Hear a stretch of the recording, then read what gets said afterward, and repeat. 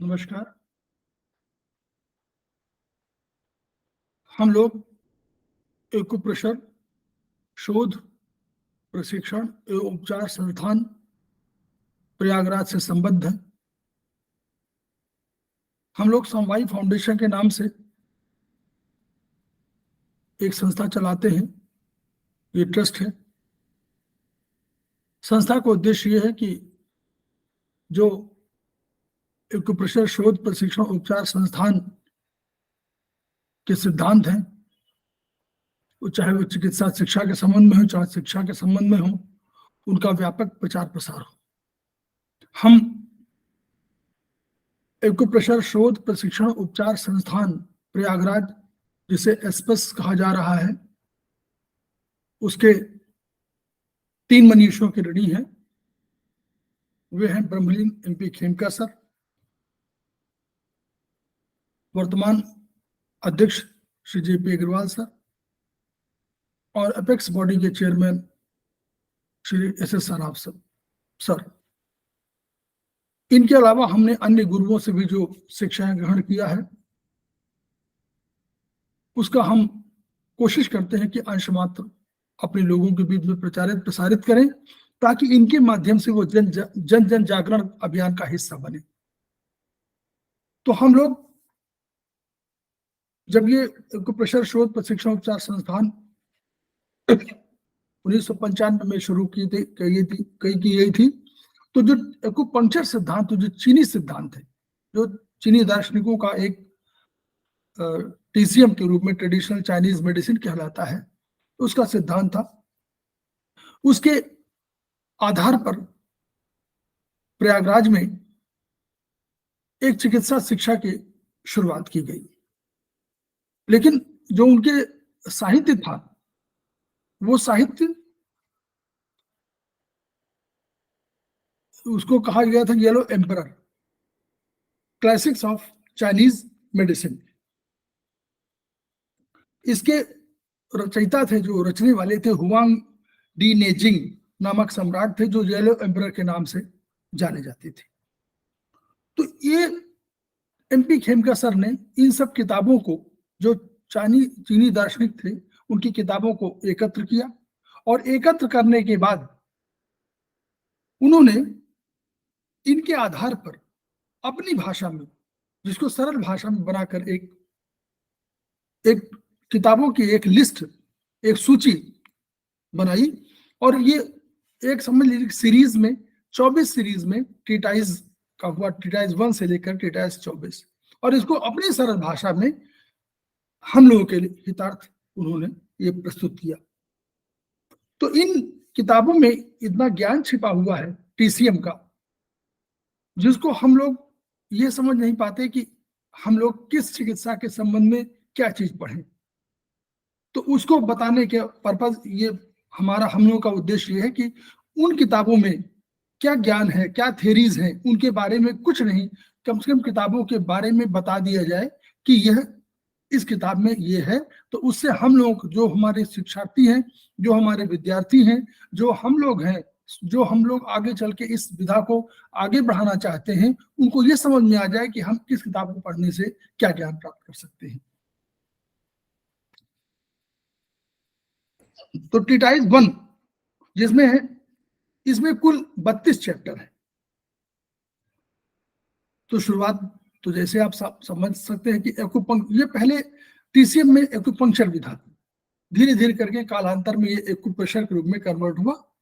लेकिन वहां की अभी ट्रेडिशनल मेडिसिन एक्यूपंक्चर ही कहलाती है, जिसमें वो सुइयों का प्रयोग करते हैं, और उनको 40 सेकंड से लेकर 40 मिनट तक सुइयों को, चांदी की सुई और सोने की छोटी छोटी सुइयां होती हैं, उनको वो शरीर के भाग में चुभोते हैं और उसके आधार पर ट्रीटमेंट करते हैं।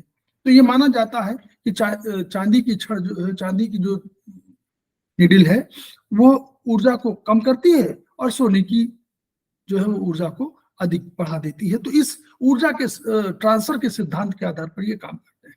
तो ट्रीटाइज 1 में जैसे नेचुरली हुआ कि भाई क्या कहा जाए, तो पहले तो हमेशा विषय के बारे में बता, तो उन्होंने विषय के बारे में बताया कि एक्यूपंक्चर क्या है।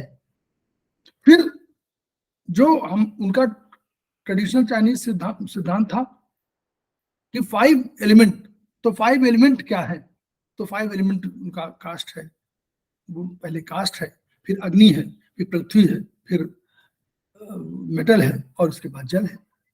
तो ये फिर उसके बाद 5 शू पॉइंट्स, मतलब यानी ये मेरिडियन, कुछ मेरिडियन का उन्होंने परिभाषित किया था कि मेरिडियंस क्या है, तो उन्होंने कहा मेरिडियंस वो हैं जिनसे आपका जन्म हुआ, meridians bye which man is created, पहला दिया। दूसरा उनका मेरिडियंस ऊर्जा पथ के मार्ग हैं, तो उनका नंबर 1 कि मेरिडियंस क्या है कि by the means by which man is created, the means where by disease arises, the means whereby disease occurs, the means by which man is cured। तो उसके बारे में उन्होंने 12 मेरिडियंस और 2 कंट्रोलिंग मेरिडियंस वेसल्स कहा गया उनको, सीवी और जीवी, कंसेप्शन वेसल और गवर्निंग वेसल, ये कंसेप्ट किया। तो उन मेरिडियंस के संबंध में हर मेरिडियंस में, चूंकि ये माना जा रहा था कि शरीर जो है, हमारा शरीर या कोई भी शरीर, वो 5 तत्वों के संयोग, आपसी 5 तत्वों के आपसी संयोग का परिणाम है। उसमें कास्ट किसी में अधिक हो सकता है, किसी में अग्नि अधिक होती है, किसी में जल, किसी में मेटल, किसी में पृथ्वी तत्व। तो इन सब के बारे में, तो उन किसी मेरिडियन मार्ग में भी जो ऊर्जा प्रवाह पथ है, उस ऊर्जा प्रवाह पथ में भी तो कोई आएगा, तो उसमें भी सारे एलिमेंट के बिंदु आएंगे। तो वो 5 शू पॉइंट्स कहे गए। शू माने ट्रांसफर के रूप में, कि उनसे एनर्जी को ट्रांसफर करने की मदद मिलती है, इसलिए उनको शू पॉइंट्स कह दिया गया। फिर अब उन्होंने इसके बाद सिद्धांत की बात हुई कि लॉ ऑफ युवान सोर्स और ऑर्गन सोर्स पॉइंट, जो यानी हर मेरिडियन मार्ग में जो एनर्जी जो किडनी से माता पिता को मिलती है, किडनी में, माता पिता के माध्यम से बच्चों को मिलती है किडनी में, और ईश्वर भी, ईश्वर का तत्व उसमें निहित है, तो ईश्वर और माता पिता के माध्यम से किडनी मिली। ये किडनी की ऊर्जा कभी तरल लिक्विड में भी हो सकती है और गैसेस फॉर्म में हो सकती है। अब ये जब अपने सारे ऑर्गन्स को ये जाती है और शक्ति देती है, यानी एनर्जी देती है, तो उस एनर्जी में जहां जहां ये रुकती है वो ऑर्गन सोर्स पॉइंट कहलाए।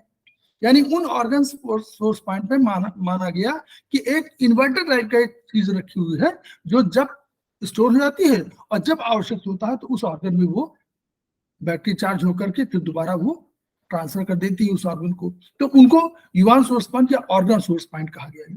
ये these are test points. Test point इसलिए कहे गए कि इन्हीं से टेस्ट कर सकते हैं कि हम उस ऑर्गन में एनर्जी कम है या ज्यादा है, तो इनको ऑर्गन सोर्स पॉइंट कहा गया।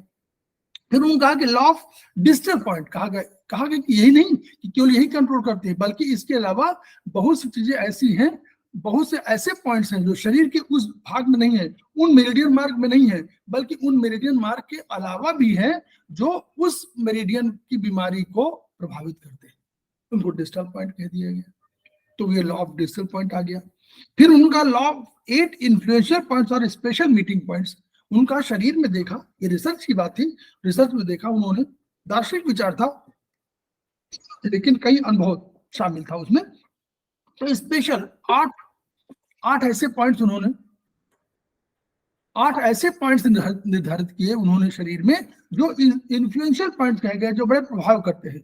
जैसे आप व्यवहारिक जगत में आप देखें, कुछ ऐसे व्यक्ति हो सकते हैं जो दूसरे को, समाज को अधिक प्रभावित कर सकते हो अपने विचारधारा से, अपने कार्यों से। तो वैसे ही यहाँ भी था कि शरीर में 8 ऐसे इन्फ्लुएंशियल पॉइंट्स कहे गए, जिनको स्पेशल मीटिंग पॉइंट्स कह दिया गया। वहां पर हो सकता है कांग्रेगेशन होता हो एनर्जी का, मेरिडियंस का, तो वो उनको 8 इस तरह रखे गए, तो वो पॉइंट्स बता दिए गए।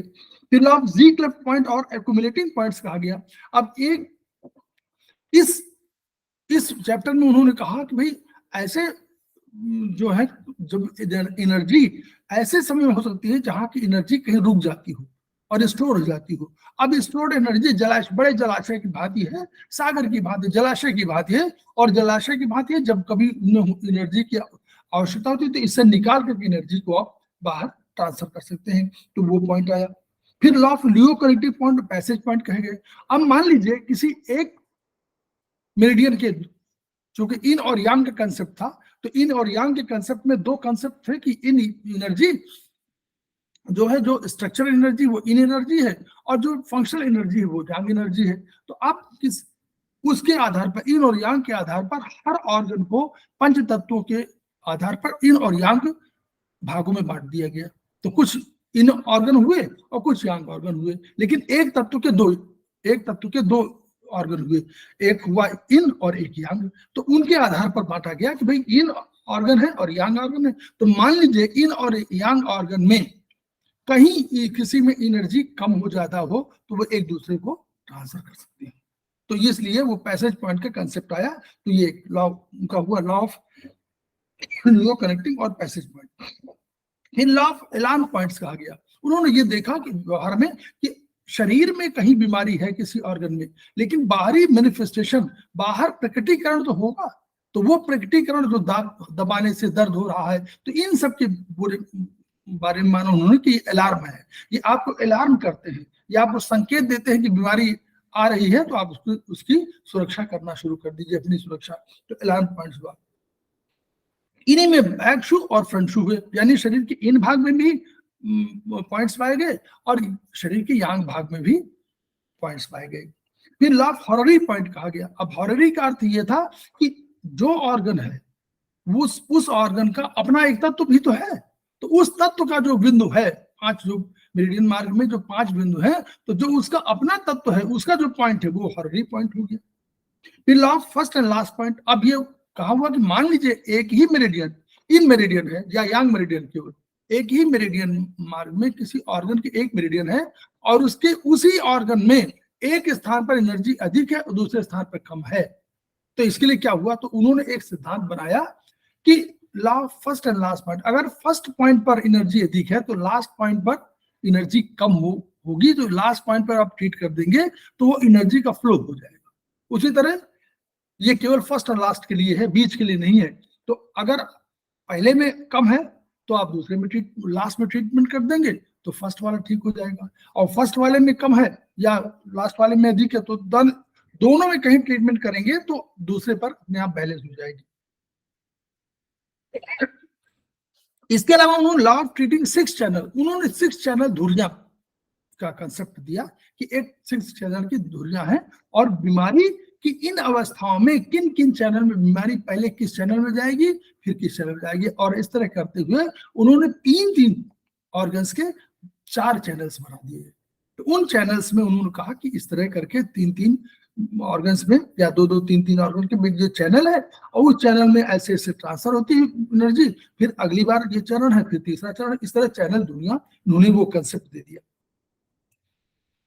फिर एंडोक्राइन ग्लैंड्स के ट्रीटमेंट का एक उन्होंने पूरा चार्ट प्रस्तुत किया कि भाई एंडोक्राइन ग्लैंड्स जो हमारी हैं इनमें हम किस तरह ट्रीटमेंट कर सकते हैं, तो इनको उपचार के लिए दे दिया। फिर उन्होंने कहा law of root and fruit, ये सिद्धांत दिया। लॉ ऑफ फ्रूट माने जैसे वृक्ष होता है तो वृक्ष में जड़ से पूरा भोजन पोषण जाता है और उस पर फल लगते हैं। तो आपको लगता है कि फल है, तो फल अगर तोड़ देंगे तो फिर दोबारा फल आ जाएगा। तो अगर आपने फल को काट भी दिया, हटा भी दिया, तो फिर दोबारा फल आ जाएगा। तो उनका बीमारी इसी तरह होती है कि उसकी जड़ें कहीं और होती हैं लेकिन प्रकटीकरण कहीं और होता है। तो आपको अगर बीमारी को समाप्त करना है तो उसको जड़ को समाप्त करना होगा। फिर law of body parts and extraordinary vessel relationship. अब शरीर के जो पार्ट्स थे और जो एक्स्ट्राऑर्डिनरी वेसल्स उन्होंने 6 इस तरह की रखी थी, तो वो एक्स्ट्राऑर्डिनरी वेसल्स कहलाते। इनमें अतिरिक्त ऊर्जा होती है, ये जलाशय की बात नहीं, बल्कि ये सागर की भांति है, ये नदियों की भांति है। तो इनमें ये वेसल्स कहलाए। वेसल्स माने मेरिडियन मार्ग में ऊर्जा कम है और वेसल्स में ऊर्जा अधिक है, और चौड़े राजमार्ग की समझ बनी है। तो उन जगहों पर जो रिलेशनशिप है उनका बॉडी पार्ट्स का उनका रिलेशनशिप बताया है कि कैसे कैसे किस बॉडी पार्ट से और कौन सा चैनल प्रभावित होता है, कौन सा ऑर्डिनरी वेसल प्रभावित होता है, ये एक्स्ट्राऑर्डिनरी।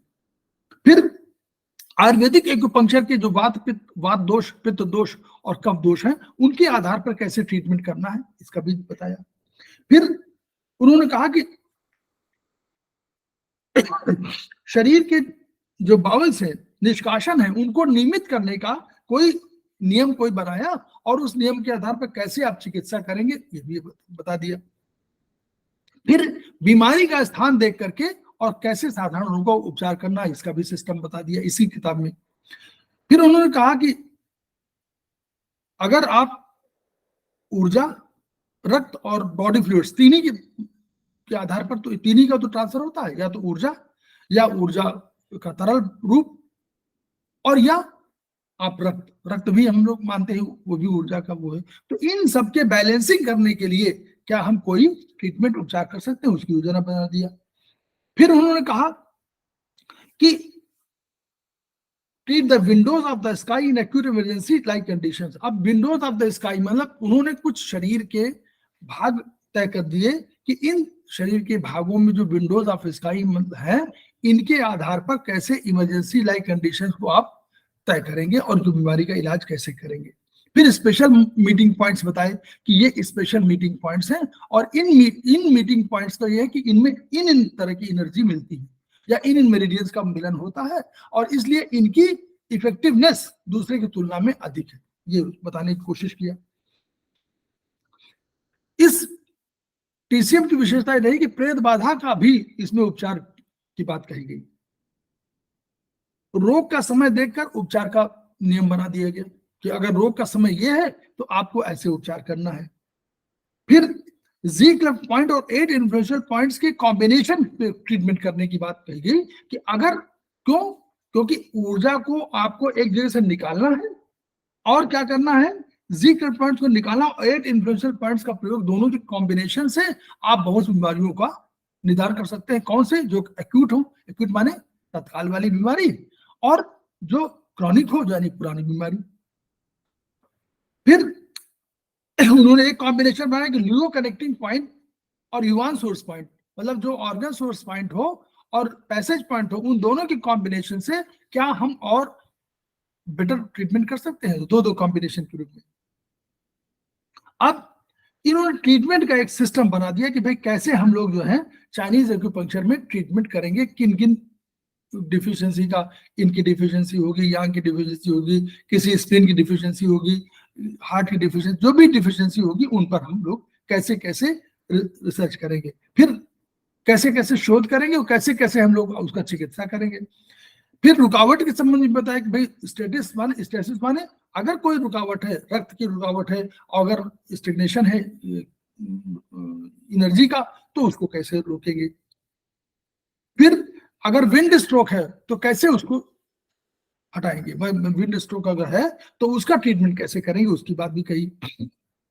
तो इस फिर पुरातन चीनी रोग के लक्षणों को देखकर रोगों का निदान और उपचार का सिस्टम भी इन्होंने बता दिया, और अंत में उन्होंने उपचार सिद्धांत पूरे बता दिए कि कैसे कैसे हमको उपचार योजना कैसे बनाई जाए कि हम लोग उस बीमारी पर, किसी भी बीमारी को कैसे हम लोग ठीक कर सकते हैं, इसकी एक बढ़िया से योजना बन जाए। अब इस तरह से उन्होंने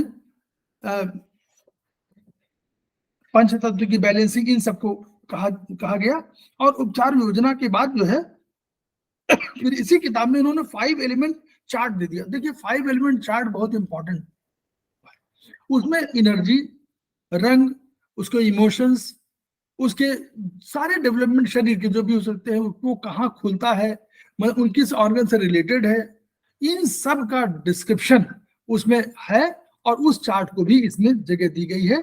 ये चिकित्सा के दृष्टि से बहुत उपयोगी सिद्ध हुआ है।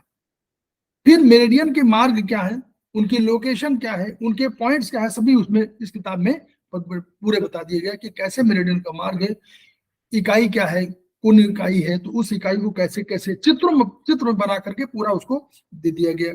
फिर बाद में जो 1975 के बाद जो आविष्कार किया गया फिजियोथेरेपी का, जो कोरिया के महान वैज्ञानिक प्रोफेसर पार्क जेबू ने किया, तो उन्होंने हथेलियों में जो मेरिडियंस बना दिए गए। ये बहुत कठिन कार्य था, उसमें उससे आसानी हुई, तो ब्यूअल चार्ट को भी इसमें स्थान दे दिया गया है। तो ये इस रूप में ये चिकित्सा की बहुत बड़ी किताब है, और इसके सारे सिद्धांतों को अगर हम लोग पढ़ेंगे और समझेंगे तो हम लोग बहुत सी बीमारियों का निदान कर सकते हैं। इसके 5 एलिमेंट चार्ट को आप अगर खूब पढ़ेंगे तो आप देखेंगे कि वास्तव में इसमें बहुत ज्ञान की बातें लिखी गई हैं, और इनको हमेशा ध्यान में हमेशा रखना होगा जब हम कभी TCM के आधार पर कोई ट्रीटमेंट करना चाहेंगे, क्योंकि इसमें मेरिडियन लिखा हुआ है, इसमें ऑर्गन्स की बात की गई है, इसमें एनर्जी की बात की गई, इसमें सीजन तो कह दिया गया है कि किस सीजन में कौन सा ऑर्गन अधिक प्रभावित होगा, फिर एज कह दिया गया, लाइफ साइकिल कह दिया गया, दिशा तक तय कर दी गई कि दिशा कौन सी दिशा है तो उसमें कौन सा ऑर्गन या कौन से मेरिडियन वो है, बॉडी कंपोनेंट्स कौन है, बॉडी पार्ट्स कौन होंगे, सेंस ऑर्गन कौन होंगे, कौन कौन इमोशन होंगे, कौन कौन रीजन होंगे, कौन कौन रंग होंगे, कौन कौन टेस्ट होगा, कौन कौन स्मेल होगा, कौन साउंड होगा, कौन सेंस होगा, कौन बॉडी फ्लूइड्स होंगे, इंडोक्राइन सिस्टम क्या होगा, सिम्टम्स में क्या आएंगे, और राशि क्या होगी, कॉम्प्लेक्शन क्या होगा, पल्स क्या होगा, ये सब चीजों का विस्तृत पूरा विवरण इसमें दिया गया है। तो ये ट्रीटाइज 1 इस रूप में बहुत ही महत्वपूर्ण है। मेरा उद्देश्य ये है कि हम इस किताब के माध्यम से ये जान सके कि इस किताब में दिया क्या है, क्योंकि इस किताब को सामान्यतः अगर हम लोग नहीं जानते हैं तो केवल 7-8 सिद्धांतों के आधार पर अपने को रोक लेते हैं और उतना ही पढ़ते हैं, जबकि इसमें ज्ञान का अथाह भंडार है। ट्रीटाइज 1 हमेशा पूरे जीवन भर जो भी इस थेरेपी में है उनको हमेशा इस किताब को बिल्कुल गीता, रामायण, रामचरितमानस की तरह रखना होगा और इसके आधार पर ट्रीटमेंट करना होगा। आज की स्थिति में यही। धन्यवाद।